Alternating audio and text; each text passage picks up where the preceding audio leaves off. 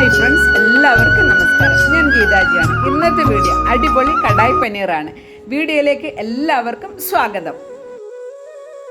എൻ്റെ പുതിയ ചീഞ്ചട്ടിയാണ്. 200 ഗ്രാം പനീർ അത് ചെറുതായി കട്ട് ചെയ്തെടുക്കുക. സ്റ്റൗ കത്തിച്ച് ചീഞ്ചട്ടി അടുപ്പത്ത് വെക്കുക. ചീഞ്ചട്ടിയാണല്ലോ, അതുകൊണ്ട് അല്പം എണ്ണ കൂടുതൽ വേണം.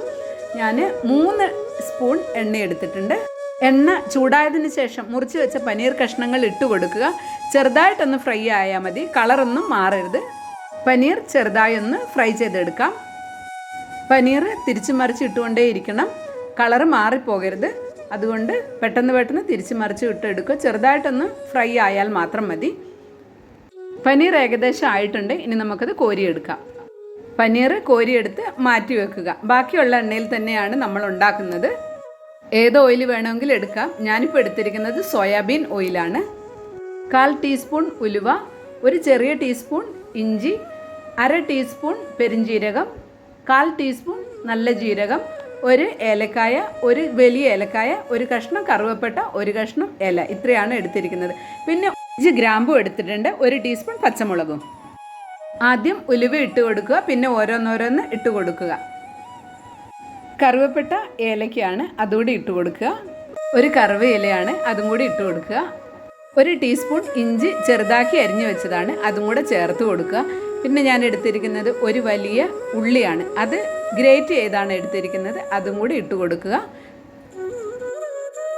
ഇത് 3 വെളുത്തുള്ളിയാണ്, അത് നന്നായി ചതച്ചെടുത്തതാണ്, അതും ചേർത്ത് നന്നായി ഇളക്കി കൊടുക്കുക. ശേഷം 1 ടീസ്പൂൺ പച്ചമുളകാണ്, എരിവ് കുറഞ്ഞ പച്ചമുളകാണ്, അതും കൂടി ഇട്ട് കൊടുക്കുക. എല്ലാം ചേർത്ത് നന്നായി ഇളക്കി അടച്ച് വെക്കുക. അവിടെ ഇരുന്ന് ഒന്ന് വഴണ്ട് വരണം. 2 മിനിറ്റ് കഴിഞ്ഞൊന്ന് തുറന്ന് നോക്കാം. ഉള്ളിയെല്ലാം നന്നായിട്ട് വഴണ്ട് വന്നിട്ടുണ്ട്. ഇനി പൊടികൾ ഓരോന്ന് ചേർത്ത് കൊടുക്കാം. 1/4 ടീസ്പൂൺ മഞ്ഞൾപ്പൊടിയാണ് ഞാൻ എടുത്തിരിക്കുന്നത്, 1 ടീസ്പൂൺ മല്ലിപ്പൊടിയാണ്, 1/2 ടീസ്പൂൺ മുളക് പൊടി എടുത്തിട്ടുണ്ട്. എരിവ് കുറഞ്ഞ മുളക് പൊടിയാണിത്. എരിവ് കൂടുതൽ വേണമെന്നുണ്ടെങ്കിൽ ചേർക്കാം കേട്ടോ. അല്പം ഉപ്പ് ഇട്ട് കൊടുത്തു. എല്ലാം കൂടെ നന്നായി ഇളക്കി യോജിപ്പിക്കുക. 2 തക്കാളി ചെറുതാക്കി അരിഞ്ഞ് മിക്സിയിലിട്ട് അതിൻ്റെ കൂടെ 1/2 ടീസ്പൂൺ കാശ്മീരി മുളക് പൊടിയും കൂടെ ചേർത്ത് നന്നായി അരച്ചെടുക്കുക. അതും ചേർത്ത് കൊടുക്കുക. എന്നിട്ട് നന്നായി ഇളക്കുക. അത് കഴിഞ്ഞ് 2 മിനിറ്റ് നേരം വീണ്ടും അടച്ചു വെക്കുക. എന്നാൽ അവിടെ ഇരുന്ന് നന്നായി എല്ലാം വഴണ്ട് വരും. 2 മിനിറ്റ് കഴിഞ്ഞ് തുറന്ന് നോക്കാം. എണ്ണയൊക്കെ നന്നായി തെളിഞ്ഞു വന്നിട്ടുണ്ട്. ഇത് നല്ലപോലെ വഴണ്ട് പാകമായി. തക്കാളി അരച്ച മിക്സിയുടെ ജാറ് കഴുകി വെച്ച വെള്ളമുണ്ട്, അതും കൂടെ നമുക്ക് ചേർത്ത് കൊടുക്കാം.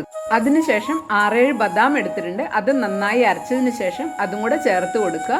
മിക്സിയുടെ ജാറ് കഴുകിയുള്ള ആ വെള്ളവും കൂടെ ചേർത്ത് കൊടുക്കുക. ഞാൻ 1/2 ഗ്ലാസ് വെള്ളവും കൂടെ കൂടുതൽ ചേർത്ത് കൊടുത്തിട്ടുണ്ട്. ഇത് മൺചട്ടിയാണല്ലോ, അപ്പോൾ ഇരുന്നൊന്ന് കുറുകി വരും.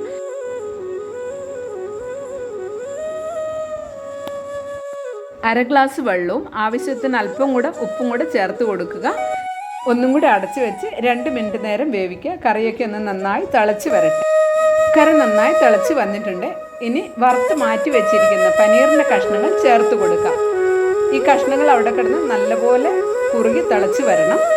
1/4 ടീസ്പൂൺ ഗരം മസാല പൗഡറും കൂടെ ചേർത്ത് കൊടുക്കാം. സ്റ്റൗ ഓഫ് ചെയ്യുക. ഇത് മൺചട്ടിയാണ്, അതുകൊണ്ട് അവിടെ ഇരുന്ന് കറി തിളച്ചോളും. നല്ല ചൂടുണ്ട്, കറി അവിടെ ഇരുന്ന് തിളച്ചോളും. ഏറ്റവും നമ്മൾ മല്ലിയില ചേർത്ത് കൊടുക്കുക. മല്ലിയിലയും കൂടെ ചേർത്ത് കൊടുത്തതിന് ശേഷം അടച്ച് വെച്ച് 5 മിനിറ്റ് കഴിഞ്ഞ് തുറന്ന് നോക്കാം. കണ്ടോ, അപ്പോൾ ഈ പരുവത്തിലായിട്ടുണ്ട്. കാണാൻ എങ്ങനെയുണ്ട്? കാണാനും കൂട്ടാനും വളരെ ടേസ്റ്റിയാണ്. എൻ്റെ ലഞ്ചാണിത്. എങ്ങനെ നിങ്ങൾക്ക് ഇഷ്ടപ്പെട്ട് കാണുമല്ലോ. ആദ്യമായിട്ട് വീഡിയോ കാണുന്നവരാണെങ്കിൽ മറക്കാതെ ചാനൽ സബ്സ്ക്രൈബ് ചെയ്യുമല്ലോ. ഒപ്പം നിങ്ങളുടെ കമൻറ്റും ഷെയറും അറിയിക്കുമല്ലോ.